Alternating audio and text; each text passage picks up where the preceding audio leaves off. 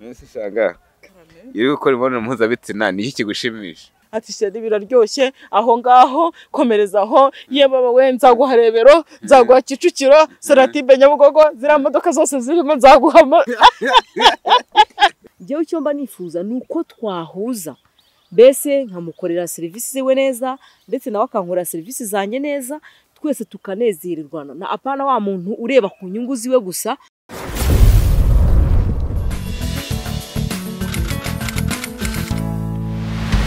Ngo urukundo ni impumuro igera ku mutima ikawuhumuriza, nanjye nzaguhumuriza nzakurinda uhakuriza.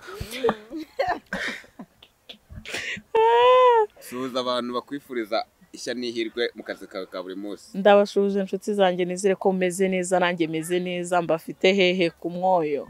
Ku mwoyo.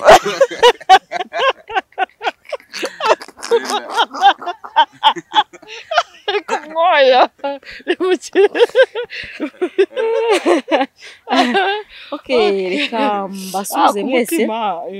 Yes, mbasuze mwese mutu. Ako nabyo babikwiriye kujya dusekesha nga. Aya nibyo. Ya. Reka mbasuze mwese mudukurikiye, nizere ko mumeze neza cyane.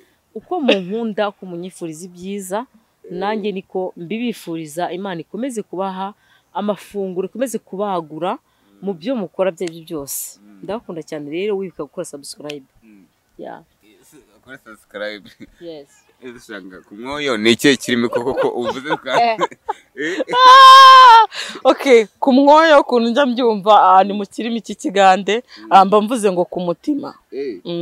Okay. Yego. Birashoboka. Mwese shanga. Iri gukora imibonano mpuzabitsina ni iki kigushimisha?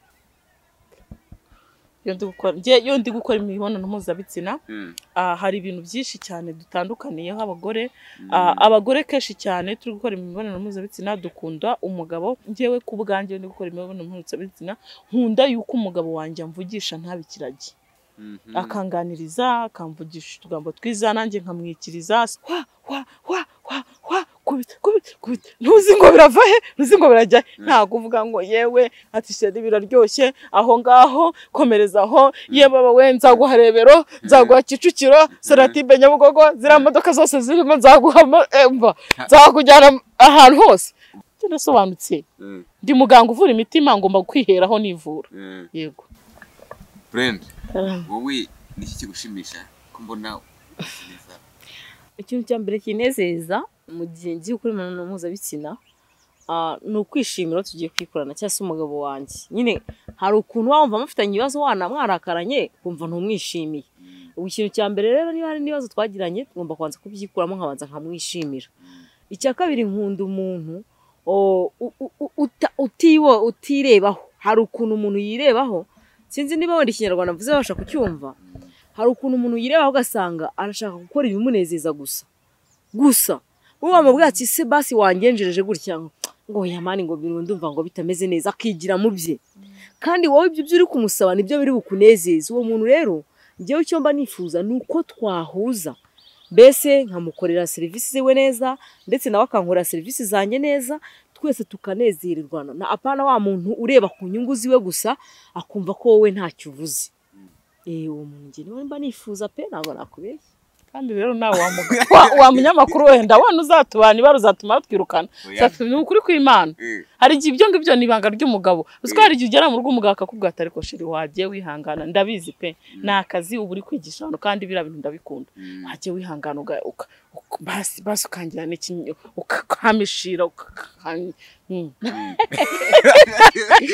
ariko nashagazi arukura kubwira ati basi ujye ugashyira ku mutima ahantu ugashyire munsi y'ururimi nyine ukagobeke. Uzi umweko? Ndawuzi. Urawuzi? Umweko ubika akantu kibanga. Kera bajyaga batubwira ngo arabana bajyaga badushoka ngo tuye kwiyongera nabanye na nyogokuru akambwira ati uzise uzajya ugenda wiba nyogokuru wawe ku mweko. Ase ku mweko ni he? Hari ukuntu bambara akantu yarangiza agapfundika amafaranga yewe agahita agobekamo n'umugore akagati wagiye basi ugashyira mu rugobe kukagobeka ugashyira mu mweko basi kari ukakabika. Uzajya umubwira ati ako kantu gobe kushyira mu mweko baba gakeneye aragira rero ako kantu uri gushyiramo ntabwo ari sawa ariko nta kundi nta kundi reka kuko nese ko ubumenyi ufite n'ibiryo ugomba guha abantu ko babishaka ya birumvikana cyane ibintu byose aba bikwiriye nyine tu nawe urabyumva ariko nyine abakwiriye guhisha nk'umuntu w'umubyeyi ntabwo ari ngombwa yuko ibintu byose umuntu yabisuka hasi kuko ibintu dufite mu mutwe wacu ni byinshi ariko agataho ku buryo uyu munyamakuru nawe rero umva icyo nzi cyo baguhisemo rwose umva reka mbabwire inshuti zanjye uno munyamakuru mwahisemo uzajya uza kubabariza ibibazo muba mwamubajije akaza ndababwiye ngo mana nyagasani muharanire kugira ngo atere imbere kandi nawe agire icyo ageraho kubera bande kubera mwebwe ndavuze ngo hama hamwe hama hamwe rero hama hamwe umva none impamvu nyine mbese mbaza ukabazo ntabwo mbizi shangazi n'uvuze ngo hama hamwe shangazi ngo nasubize impamvu avuze hama hamwe ugafite impamvu abivuze aka kantu rero ka hama hamwe ntabwo ari ibintu urabona hari ukuntu nyine wenda umugabo araje buriya simbizi ukuntu avuga wenda muri gukora igikorwa cy'imibonano mpuzabitsina mwaryohewe noneho wishima yakubwira ati yego sha sheri hama hamwe yego sha aho ngaho ikigaragara umugabo washangaza baramubwira hama hamwe shanga hama hamwe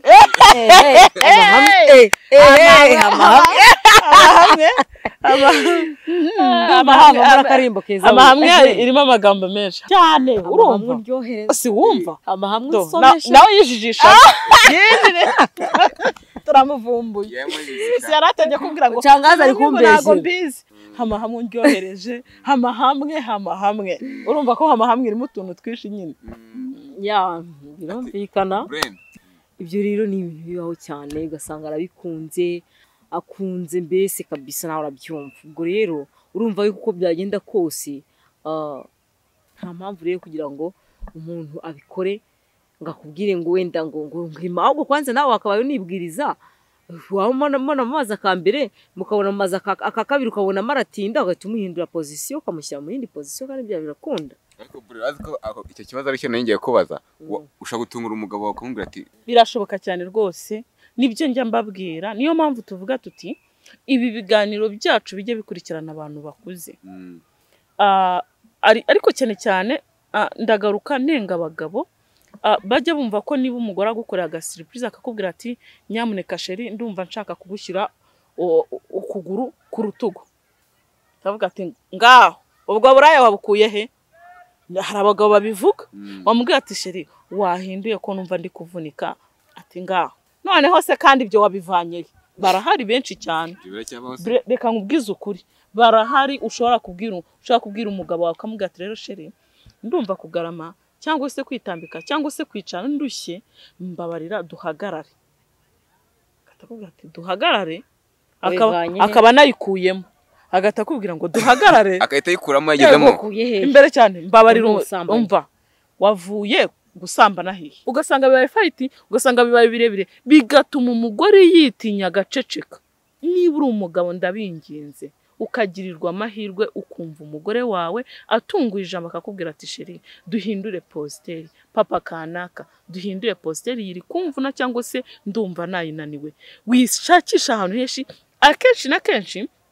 ibi biganiro byacu dutanga abamama abadamu kubera ko ingo nyinshi zirimo gusenyuka abagabo bakitwaza ngo nta abagore nibo bari gusenya ingo zabo kubera iki kudafata neza abagabo ndizera yuko 98 gutyo wenda abagore bagira muri veni babandi bihagazeho badahari nibo badakurikirana ibiganiro ariko ibiganiro byacu bikurikirwa n'abadamu abakobwa abantu bari hafi yo kurushinga kugira ngo ejo n'ejo bundi bazavuga ati nyamuneka kujya gutanga ubusobanuro bayikuyemo oya ntago ari byiza umugabo umeze gutyo wenda namugaye cyane. Bro, ibi navuze wowe wafata akaguru ukagashyira ku rutugu rw'umugabo.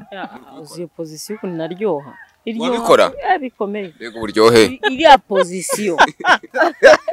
Ikorwa.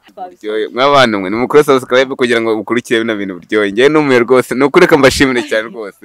Urakoze cyane kudushimira. Mu ruhande ntabwo yajya nukuri ntabwo yava uruhande pe. Birumvikana cyane impamvu utatuva iruhande cyangwa se utahaga inyigisho zacu nuko ari nziza kandi zigufasha wowe udukurikiye. Imana ikomeze rero ikurinde kandi ukakora subscribe. Ikindi sharinga, like, comment nziza, apana comment itukana. Gutukana buryo wamaze guta umuco nawe nta cyo ukiri cyo. Niba uri umuntu wiyubashye ugatuka abantu ubwo wamaze kurangira wabaye mayibobo. Imana ikomeze kurinde ubwo umugisha. Bye. Yes, bye bye. Bye bye.